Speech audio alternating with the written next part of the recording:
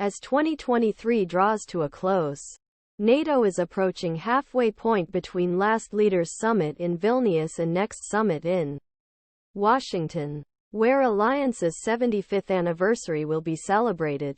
This is therefore an opportune moment to take stock of what NATO has achieved and what still needs to be done. NATO leaders took important, albeit incremental, steps in Vilnius to build a stronger alliance.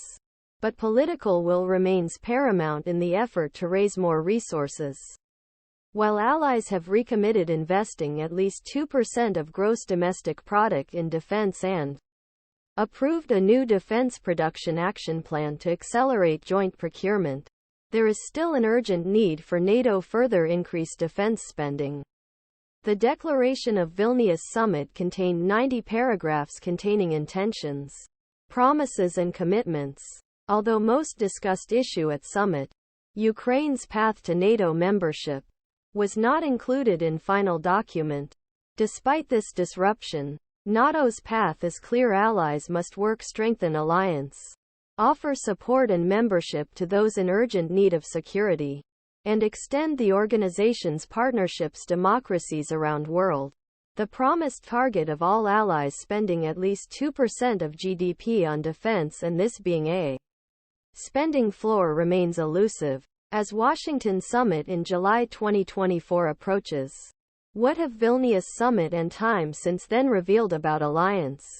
The uncertainty caused by Russia's war against Ukraine as well as conditions at the front of Israel-Hamas war are complemented by fluctuations in domestic politics.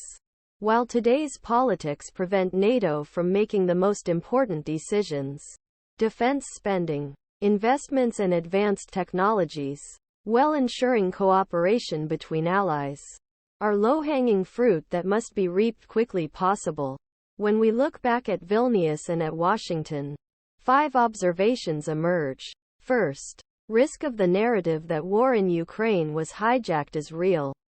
The threat posed by Russia to Europe, the smell of gunpowder are clearly evident here, especially in the democracies of Central Eastern Europe, which continue to fiercely support Ukraine its people.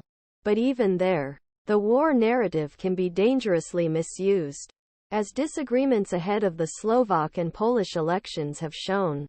As 2024 approaches, and with it a perfect storm of elections around world, there will be a struggle. Democracies maintain their support for Ukraine without allowing the war narrative to be hijacked by extreme populists who want cut or end support country, while majorities in many countries still support aiding Ukraine.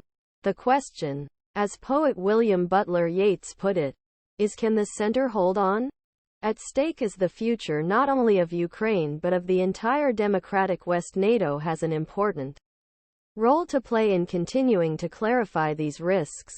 Second, increasing defense spending has been a long-term goal that requires constant political pressure. Russia and China have developed and continue to